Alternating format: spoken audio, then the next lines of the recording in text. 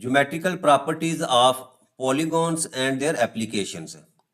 यानी आज हम जो है पॉलीगॉन जो है उनकी प्रॉपर्टीज और उनके एप्लीकेशन जो है उसको स्टडी करेंगे। सबसे पहले हम देखते हैं जी पॉलीगॉन क्या है, कि आपकी वो तमाम सॉलिड्स या फिगर्स जिनकी तीन या तीन से ज़्यादा साइड्स होंगी उसको हम जो है वो पॉलीगॉन कहते हैं।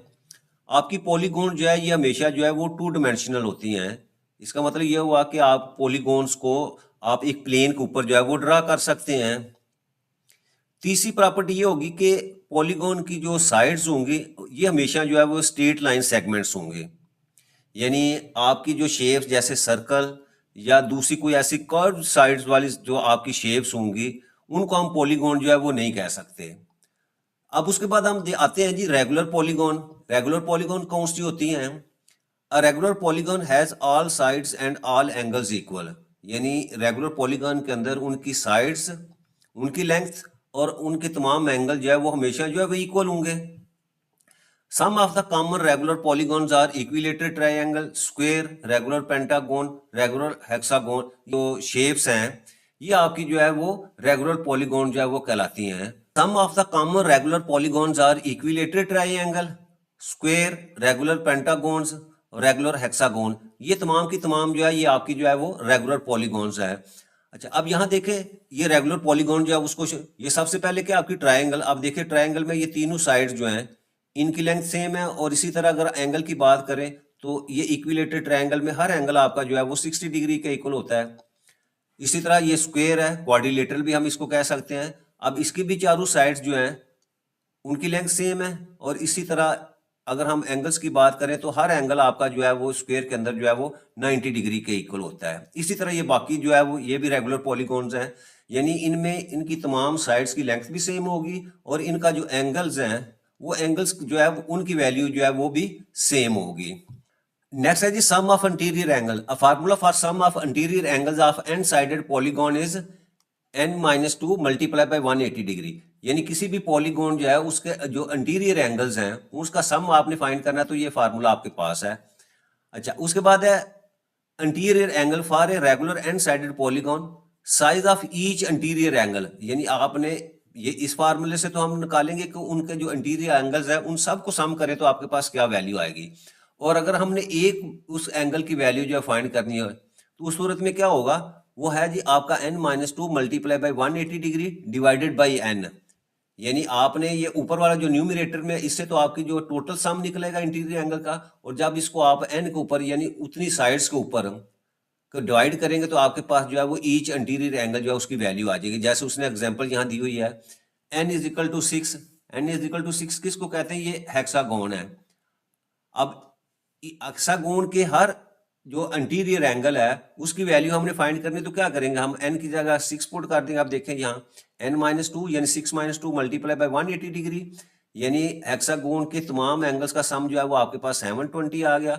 और इसको जब n के ऊपर डिवाइड करेंगे यानी 6 के ऊपर डिवाइड किया तो इसका मतलब आपके पास जो है 120।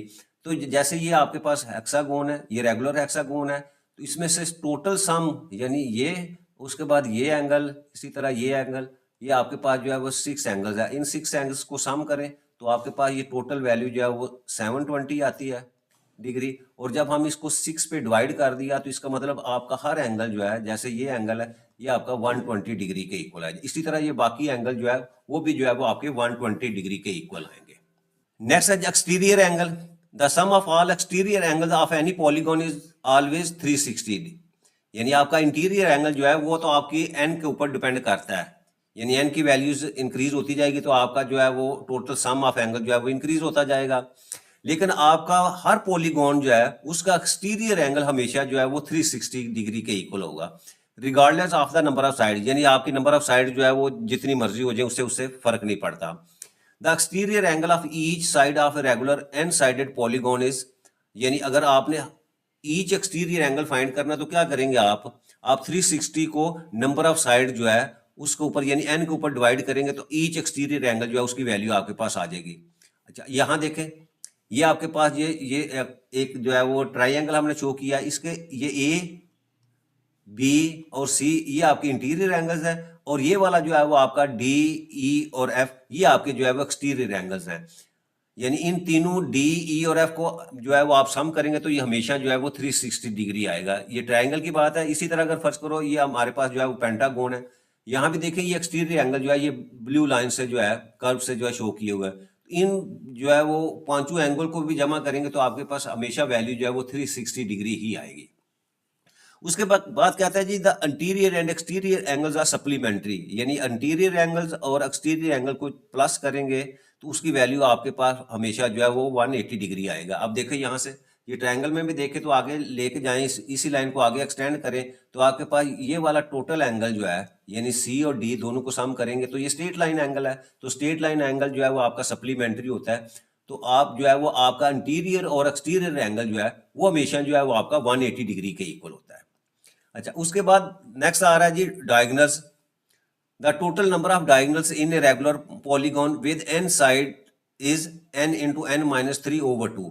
यानी अगर आपने ये देखना हो कि किसी पॉलीगॉन के अंदर जो है वो कितने टोटल नंबर ऑफ डायगोनल्स जो है वो हम ड्रा कर सकते हैं तो ये उसका फार्मूला है। अब देखो जैसे हमारे पास जो है वो अगर मैं कहूँ जी ये ट्राई एंगल है ये, तो इसमें n की जगह हम जो है वो 3 पुट करेंगे, 3 इंटू 3 माइनस 3, यानी ये तो जीरो हो जाएगा। इसका मतलब आपकी ट्राइंगल जो है साइड जो है वो जीरो डायगोनल है, यानी इसका कोई भी डायगोनल इसके अंदर जो है वो नहीं ड्रा कर सकते। उसकी वजह क्या है कि सबसे पहले हम देखेंगे यहाँ डायगोनल्स की डेफिनेशन देखें। A diagonal of a polygon is a straight line segment that joins two non adjacent vertices of a polygon. यानी आपने डायगोनल के लिए शर्त क्या है कि आपने अपना एक वर्सेस को एडजेसेंट जो है उसके साथ नहीं बल्कि एक छोड़ के जो है वो, यानी अगर फर्ज करो आपका ये वाला वर्सेस है तो एक छोड़ के दूसरे वर्सेस के साथ आपने उसको जो है वो मिलाना होता है। यहाँ देखें ये स्क्वायर के अंदर एक ये वर्सेस है तो इसका एडजेसेंट जो है वो ये है, यानी एडजेसेंट के साथ आपने नहीं मिलाना बल्कि क्या होगा नॉन एडजेसेंट के साथ आपने मिलाना होता है। तो इसका मतलब इस साइड को अगर मैं इसको ए से रिप्रेजेंट करूं, इसको बी से रिप्रेजेंट करूं, तो जब ए को बी के साथ मिलाएंगे तो ये आपका जो है वो डायगोनल कहलाता है। तो इसका मतलब अगर आपकी क्वाड्रिलेटरल यानी 4 साइड्स हों तो यहाँ फुट जो है वो आप n की जगह 4 पुट करेंगे तो क्या होगा, यानी अगर आपके पास ये n into n minus 3 divided by 2 है तो हम देखना चाहते हैं कि स्क्वायर में कितने डायगोनल्स है, तो n की जगह जो है वो 4 पुट कर दें तो 4 इंटू 4 माइनस 3 डिवाइडेड बाई 2, तो ये आपके पास 4 इंटू 1 डिवाइडेड बाई 2, इसको सिंप्लीफाई करेंगे तो आपके पास कितनी वैल्यू आ गई 2। तो इसका मतलब स्क्वायर में हम 2 डायगोनल जो है वो ड्रा कर सकते हैं। अब एक आपका डायगोनल ये ए से बी है और दूसरा जो है यहाँ सी से डी होगा। यही लिखा हुआ है क्वाड्रिलेटरल 4 साइड्स हैव 2 डायगोनल्स।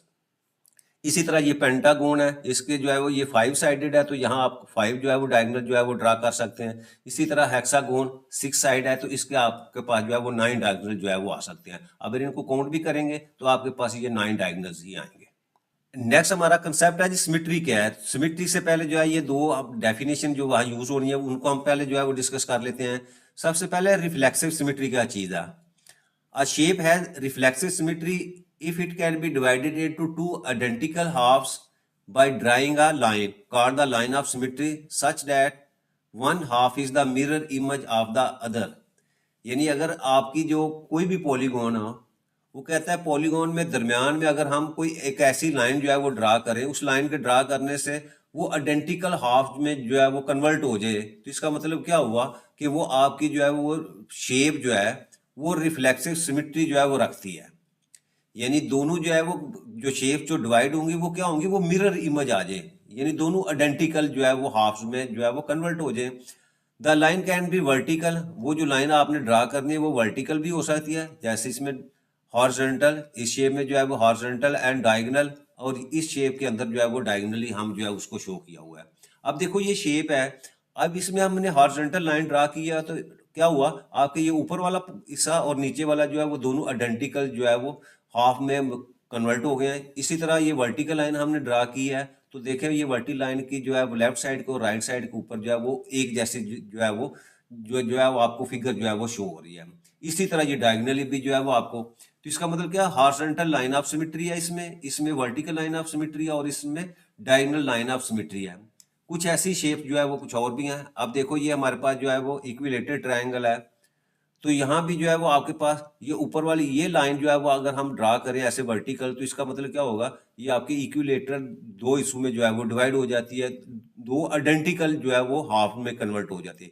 इसी तरह ये लाइन जो है इसको भी आप देखेंगे, अगर ये लाइन हम ड्रा कर दें तो इस तरह भी जो है ये आपकी जो है वो जो है वो डायगनली जो है दो हिस्सों में जो है डिवाइड हो जाती है।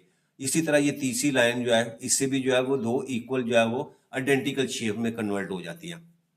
ये सेकंड एग्जांपल देखें, यहाँ भी ये लाइन ऑफ सिमेट्री है, ठीक है, ये जो हमने ड्रा की हुई है इस लाइन से जो है वो दोनों तरफ जो है वो आपके जो है वो आइडेंटिकल शेप जो है वो शो हो रही है। इसी तरह इस एग्जांपल में भी ऐसा ही है, ये ए है, ए को भी आप जो है इसी तरह वर्टिकल जो है वो लाइन ड्रा करें, यानी ये लाइन ऑफ सिमेट्री ड्रा करेंगे तो आपको जो है वो आइडेंटिकल हाफ में कन्वर्ट हो जाता है। इसी तरह एम जो है वो इसी तरह, ठीक है। आगे चलते हैं तो ये देखें हमारे पास ये आइसोसेलेस ट्रायंगल है, तो यहाँ सिर्फ एक जो है वो लाइन ऑफ सिमेट्री वर्टिकल हम ड्रा कर सकते हैं और आपके ये वाला पोर्शन और ये वाला पोर्शन जो है दोनों आइडेंटिकल जो हो, तो इसका मतलब क्या है, आइसोसेलेस ट्रायंगल है वन लाइन ऑफ सिमेट्री, यानी एक लाइन आप ड्रा कर सकते हैं जिससे जो है वो शेप्स आपकी जो है वो आइडेंटिकल हो जाएगी, यानी मिरर इमेज आ जाएगा एक दूसरी का। इसी तरह rectangle two lines of symmetry, इस एक ये लाइन जो है वर्टिकल हम ड्रा करने से इसको टू आइडेंटिकल शेप में कन्वर्ट कर सकते हैं, और इसी तरह ये हॉरिजॉन्टल, तो इसका मतलब रेक्टेंगल में टू लाइंस ऑफ सिमेट्री होती है। अब उसके बाद ये नीचे जो है देखें आपके पास, ये हमारे पास जो है square square four lines of symmetry, यानी हम फोर लाइंस ऐसे ड्रा कर सकते हैं जिससे जो है वो आपका जो है वो शेप जो है वो टू आइडेंटिकल शेप में कन्वर्ट हो जाएगा। ये है एक, ठीक है। इसी तरह ये दूसरी लाइन है, इसी तरह ये डायगनली और ये भी डायगनली, तो फोर लाइन जो है वो हम ड्रा कर सकते हैं, या फोर लाइंस ऑफ सिमेट्री आपकी स्क्वायर के अंदर जो है। इसी तरह ये पैरेललोग्राम है, यहाँ हम कोई भी ऐसी लाइन ड्रा नहीं कर सकते कि जिससे आपकी जो है वो टू इक्वल या टू आइडेंटिकल हाफ में जो है ये पैरेललोग्राम जो है वो कन्वर्ट हो जाए। अच्छा, उसके बाद देखें ये हमारे पास जो है वो रोटेशनल सिमेट्री है। अ फिगर है rotational symmetry if it looks exactly the same after being rotated, यानी आप किसी शेप को रोटेट करें, रोटेट करने के बाद वो फिर एग्जैक्टली जो है वो सेम आपको नजर आएगी, तो इसका मतलब क्या हुआ कि आपके उस जो है वो फिगर के अंदर जो है या वो फिगर जो है वो रोटेशनल सिमेट्री जो है वो एग्जिस्ट करती है, ठीक है। अब सेकंड क्या है, the order of rotational symmetry is the number of times the shape match itself in one full rotation of 360 degree, यानी ऑर्डर ऑफ रोटेशनल सिमेट्री का मतलब यह है कि आपने उस शेप को कितना रोटेट करना है, 360 एंगल के ऊपर रोटेट करना है, यानी फुल सर्कल आपने उसको रोटेट करना है और आपने देखना है कि वो आपकी शेप कितनी दफा जो है वो ओरिजिनल शेप के अंदर जो है वो नजर आएगी आपको।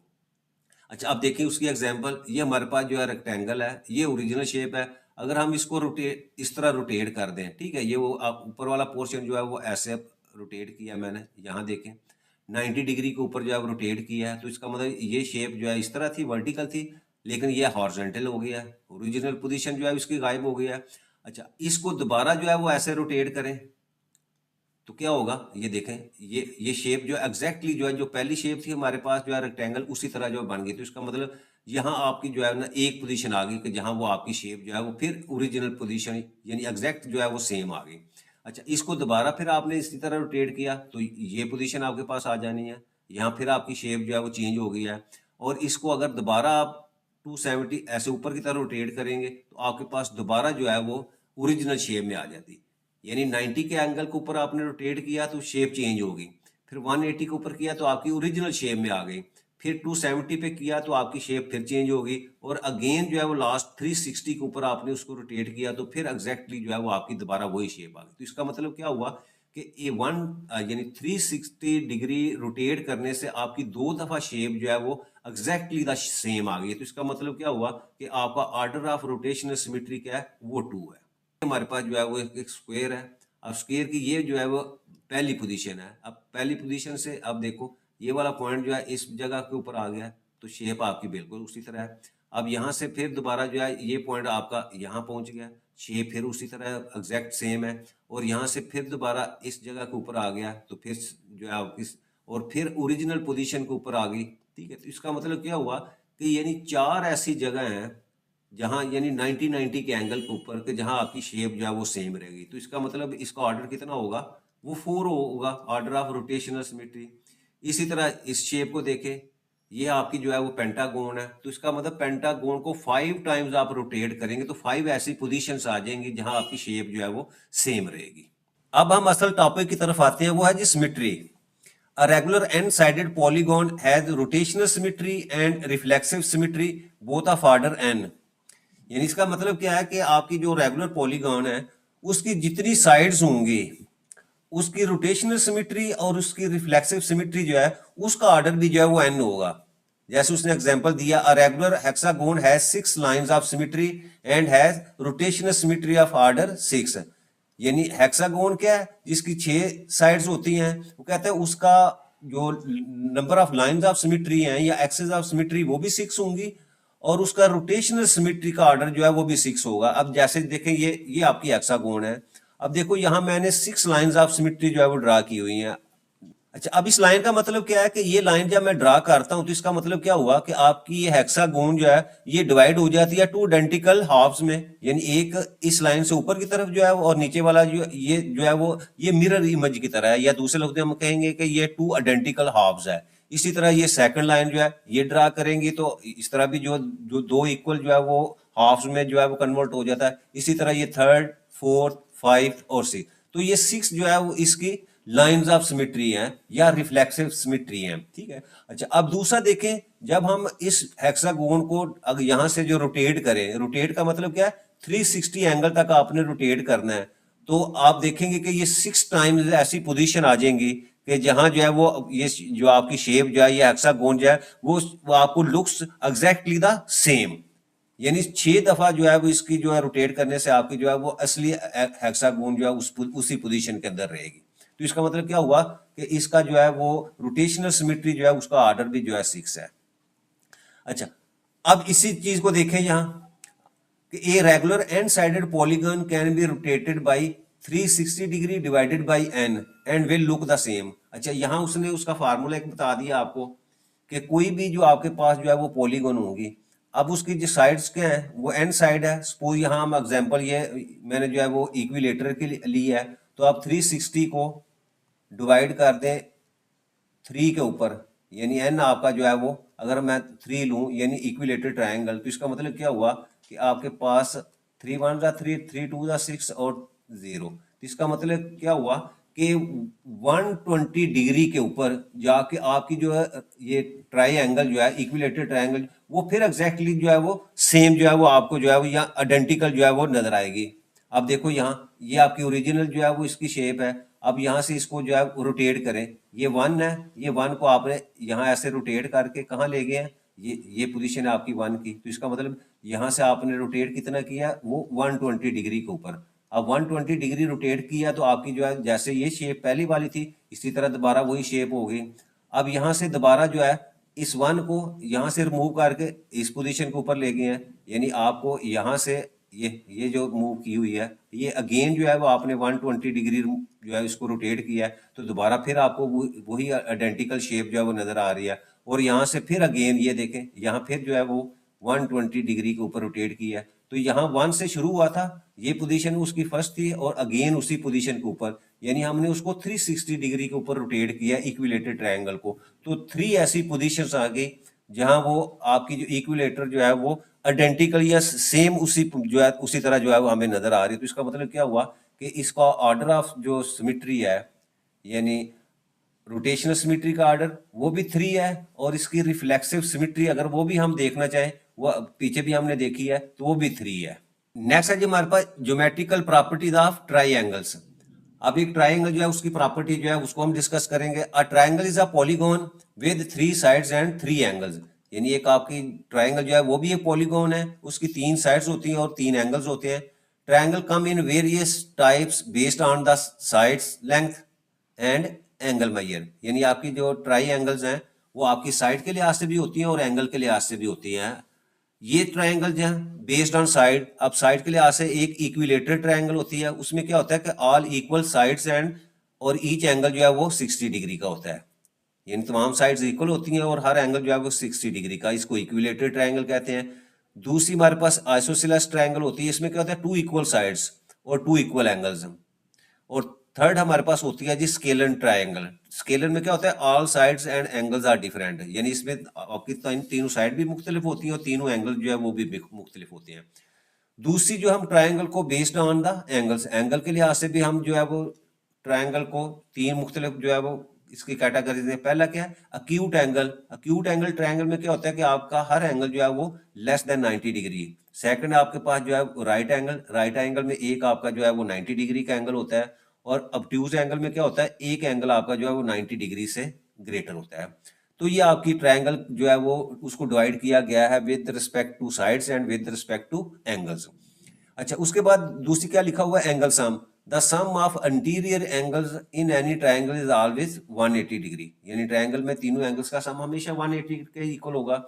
इन equilateral triangle all sides are equal and each angle is 60 degree, ये डिस्कस कर चुके हैं। It has 3 lines of symmetry and rotational symmetry of order 3, यानी जो इक्विलेटरल ट्रायंगल है उसकी 3 लाइंस ऑफ सिमेट्री होती हैं और उसका रोटेशनल सिमेट्री का ऑर्डर जो है वो भी 3 होता है।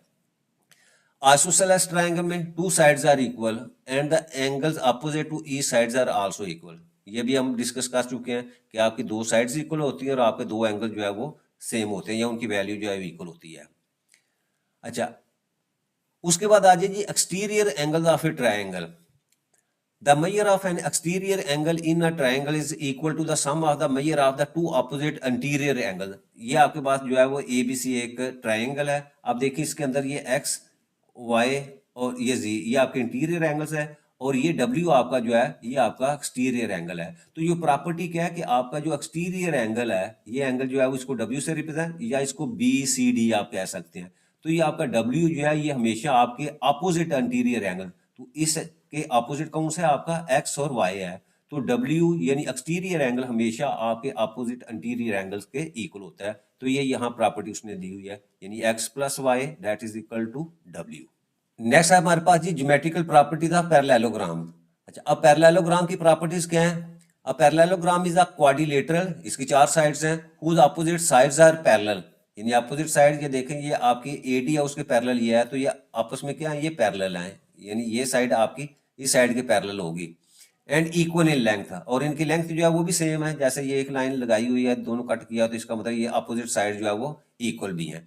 And opposite angles are equal, opposite angle यानी ये आपका B एंगल जो है वो आपके D एंगल के इक्वल होगा और इसी तरह आपका ये वाला A एंगल जो है ये आपके C एंगल के इक्वल होगा। Its adjacent angles are supplementary, यानी किसी भी क्वाड्रिलेटरल में या यहाँ हम पैरेललोग्राम की बात कर रहे हैं तो उसके एडजेसेंट एंगल यानी साथ वाले 2 एंगल्स को उसको जब भी आप सम करेंगे हमेशा तो वो सप्लीमेंट्री होंगे, यानी 180 डिग्री के इक्वल होगा। यानी सपोज आप A और B को ऐड करते हैं तो 180 के इक्वल होगा, B और C को ऐड करेंगे तो 180 के, इसी तरह C और D को ऐड करेंगे तो 180 डिग्री, और आप A और D को भी ऐड करेंगे तो वो भी आपका 180 डिग्री के इक्वल होगा। The diagonals of a parallelogram bisect each other, they are not equal in length. अच्छा, अब देखो डायगोनल की एक तो ये है कि पैरेललोग्राम में डायगोनल की लेंथ जो है वो सेम नहीं है, जैसे आपका AC जो है इसकी लेंथ जो है वो एज कंपेयर टू BD जो है वो लेस है।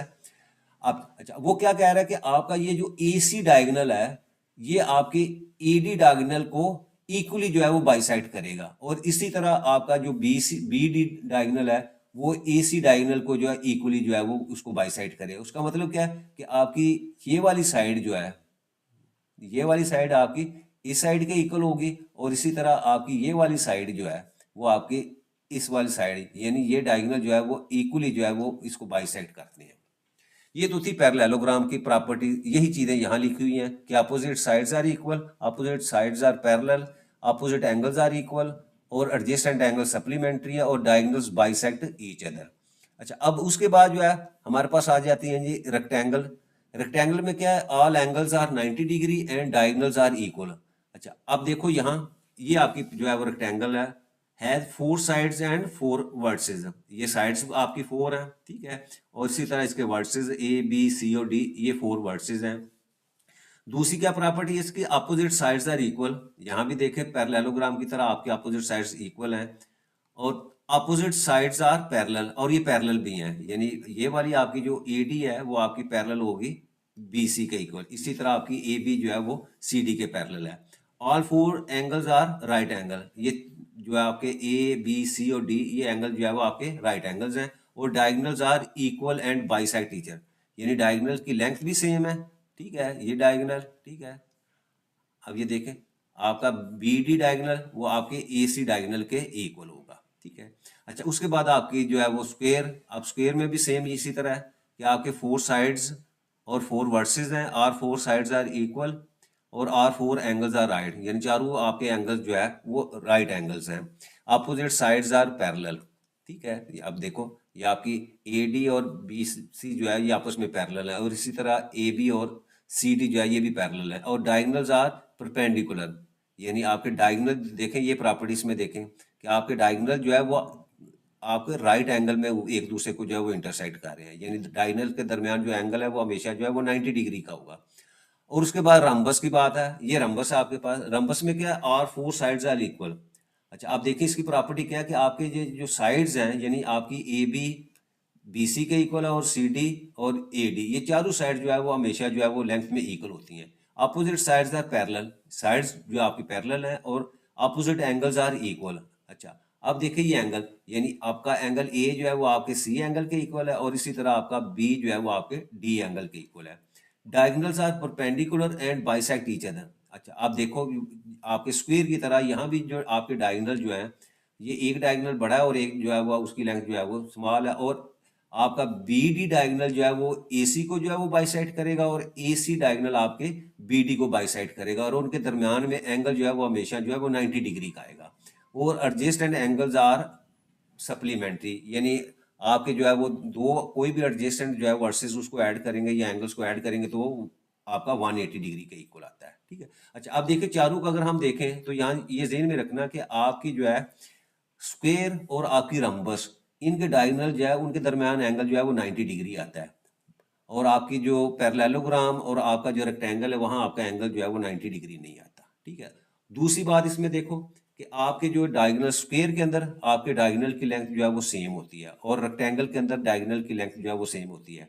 बाकी आपकी पैरेललोग्राम और आपकी रंबस में डायगोनल्स की लेंथ जो है वो सेम नहीं होती, ठीक है। तो ये थी प्रॉपर्टीज आपकी जो है वो पैरेललोग्राम और रेक्टेंगल, रंबस और स्क्वायर की। नेक्स्ट है जी हमारे पास एप्लीकेशन ऑफ पॉलीगॉन। अच्छा, उसकी एक जो बहुत इंपॉर्टेंट एप्लीकेशन है वो क्या है जी, tessellation.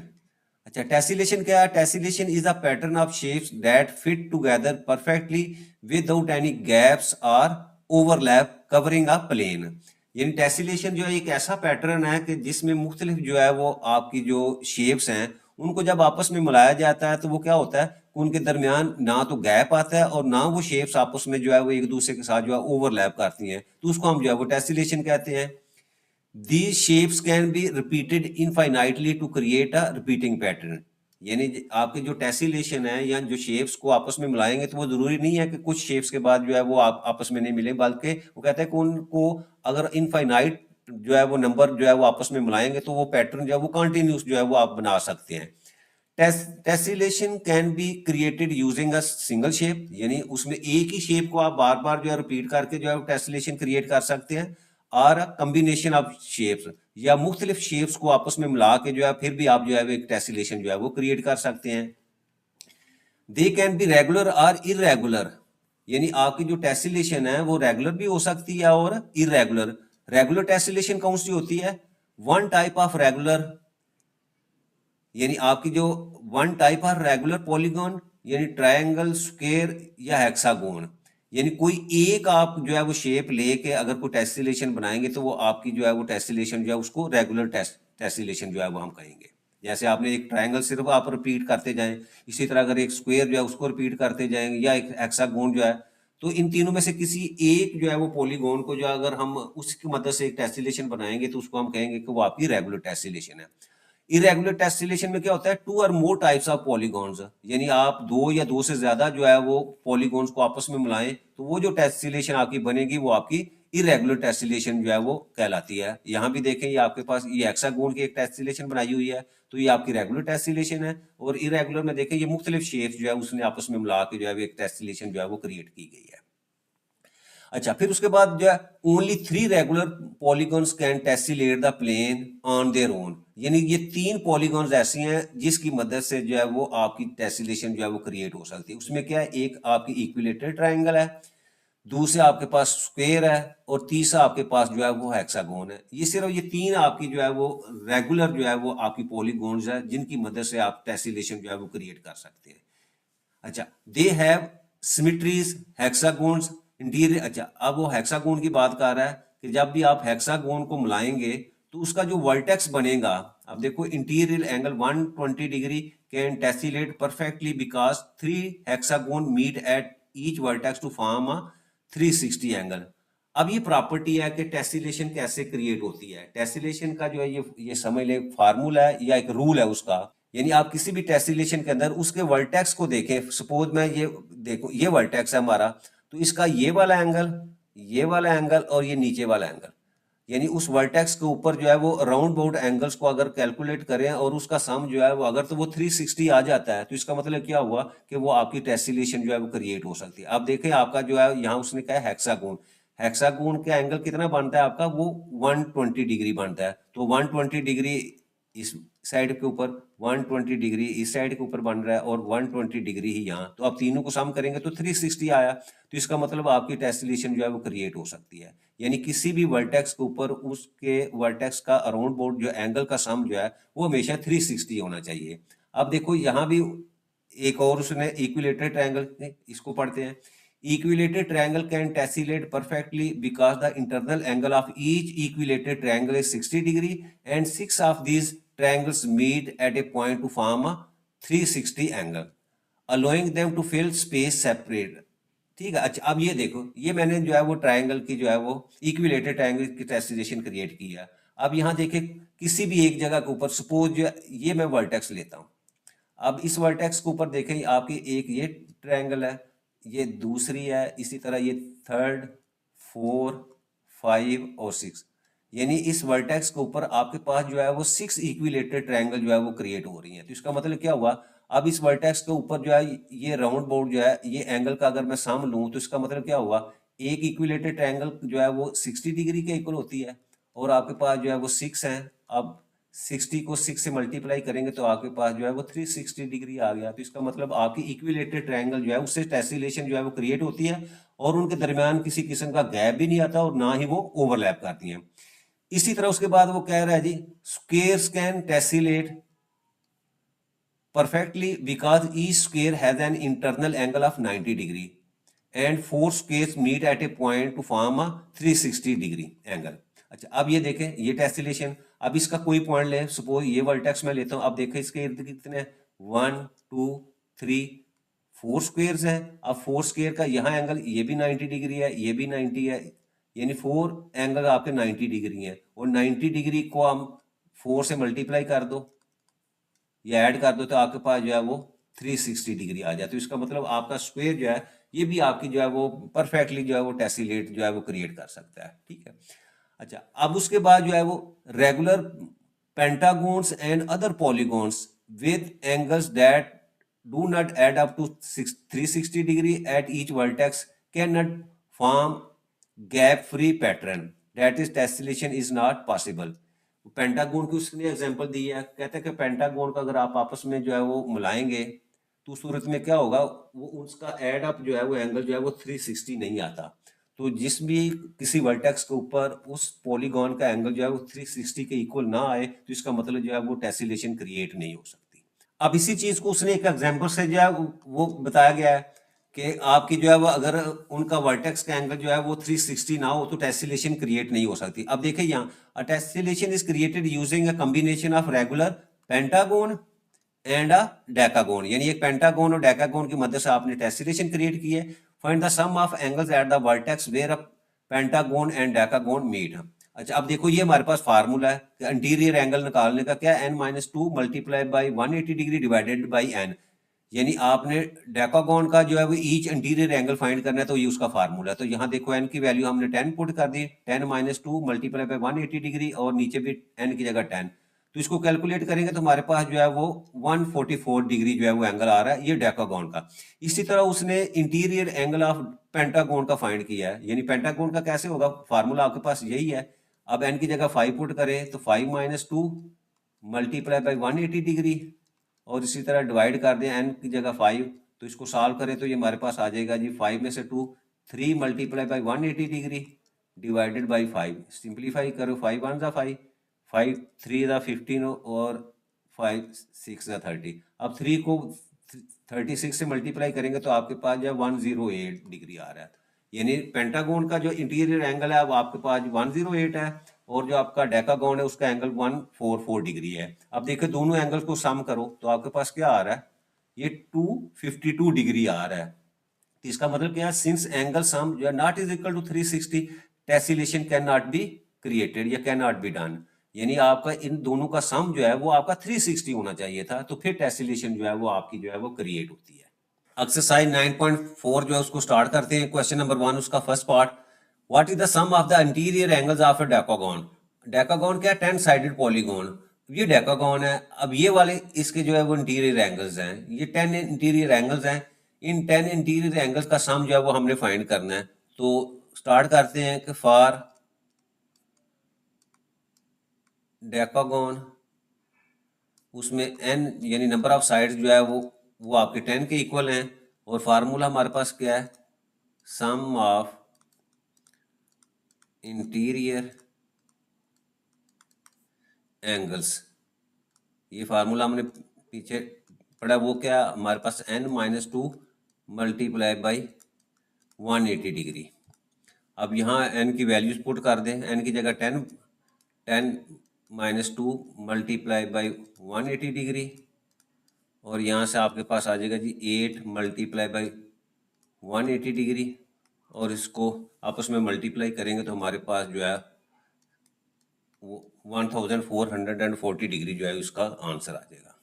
Second part, calculate the measure of each interior angle of a regular hexagon. अच्छा, ये हेक्सागोन है। हेक्सागोन में क्या होता है, आपकी जो साइड जो है वो 6 साइड्स होती हैं और 6 ही आपके पास जो है वो एंगल्स होते हैं। तो वो कह रहा है जी आपने इसका इंटीरियर एंगल जो है, ईच इंटीरियर एंगल यानी एक जो आपका एंगल है ये इंटीरियर, उसकी वैल्यू जो है वो आपने फाइंड करनी है। तो हम स्टार्ट करते हैं कि फॉर हेक्सागोन, हेक्सागोन के लिए आपके पास n की वैल्यू जो है वो 6 हो जाएगी और हमारे पास फार्मूला क्या है, size of each interior angle.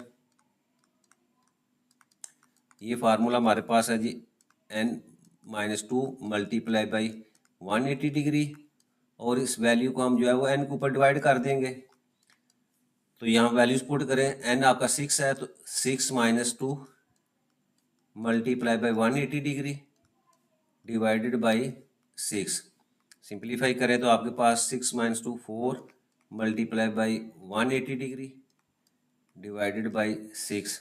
इसको सिंप्लीफाई करेंगे तो 6 1 ज़ा 6 3 ज़ा 18 और 0 और 4 मल्टीप्लाई बाई 30 करेंगे तो आपके पास जो है वो 120 डिग्री। तो इसका मतलब ये जो हेक्सागोन में ये एक इंटीरियर एंगल जो है ये 120 डिग्री के इक्वल, इसी तरह ये वाला जो है ये भी 120 डिग्री के इक्वल होगा। नेक्स्ट हमारे पास third part, what is each exterior angle of a regular pentagon.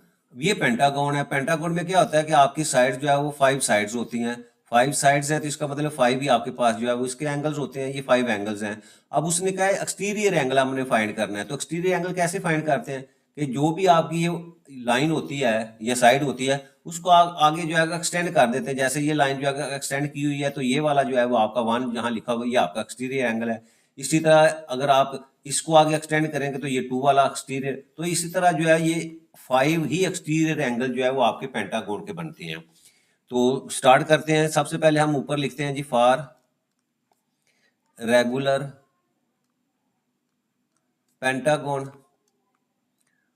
अब पेंटागोन है तो इसका मतलब यहाँ आपके पास n की वैल्यू जो है वो 5 हो जाएगी और हमारे पास जो है वो फार्मूला है ईच एक्सटीरियर एंगल, उसका फार्मूला है that is equal to 360 degree divided by n। क्योंकि हमें पता है कि आपका जो है वो सम ऑफ एक्सटीरियर एंगल जो है वो हमेशा जो है वो 360 डिग्री के इक्वल होता है। तो अगर आपने ईच एक्सटीरियर एंगल फाइंड करने तो हम 360 को उसकी साइड्स के ऊपर जो है वो डिवाइड कर देंगे। तो यहाँ पेंटागोन में 5 साइड्स हैं तो 360 डिवाइडेड बाई 5 कर देते हैं और जब इसके ऊपर डिवाइड करेंगे तो आपके पास जो है वो ईच एक्सटीरियर एंगल जो है वो 72 होगी। इसका मतलब क्या हुआ कि आपका ये 1 जो है ये 72 डिग्री है। इसी तरह इसको मैं देखूं, ये भी 72, ये भी 72, ठीक है। इसी तरह ये 4 और 5 ये भी जो है वो 72 है। और सबको आप अगर ऐड करेंगे तो अगेन आपके पास जो है वो 360 डिग्री जो है वो आंसर आ जाएगा। नेक्स्ट है जी fourth part, if the sum of interior angles of a polygon is 1260, how many sides does the polygon have. अच्छा, अब देखो ये हमारे पास जो एक पॉलीगॉन है, इसके जो इंटीरियर एंगल्स है, इसका सम जो है उसने दिया हुआ है। उसने कहा कि उसकी नंबर ऑफ साइड्स जो है वो आपने फाइंड करनी है। तो सबसे पहले हम लिखते हैं ऊपर जो डाटा दिया हुआ है, सम ऑफ इंटीरियर एंगल्स, वो हमारे पास जो है 1260 डिग्री। हाउ मैनी साइड्स, हमने फाइंड क्या करना है, number of sides, number of sides, उसको हम एन से रिप्रेजेंट किया, वो अननोन है। अब हमारे पास जो फार्मूला है वो क्या है, वो हम यहाँ लिखते हैं कि we know that sum of interior angles, उसका सम जो है वो फार्मूला हमारे पास n-2 मल्टीप्लाई बाई 180 डिग्री, ये फार्मूला हमारे पास। अब सम ऑफ इंटीरियर एंगल वो दिया हुआ है, वो हम लिखते हैं 1260 degree, that is equal to n-2 multiply by 180 degree. अब n फाइंड करना है तो 180 से हम डिवाइड करते हैं इसको, 1260 डिवाइडेड बाई 180 डिग्री। अब यहाँ से हम इसको डिवाइड करेंगे तो हमारे पास जो है वो 7 आ जाता है, 7 इज इक्वल टू n-2। अब यहाँ से 2 को हम दूसरी साइड के ऊपर ले जाएंगे तो ये 7 + 2 इज इक्वल टू n, और 7 + 2 दैट इज इक्वल टू 9।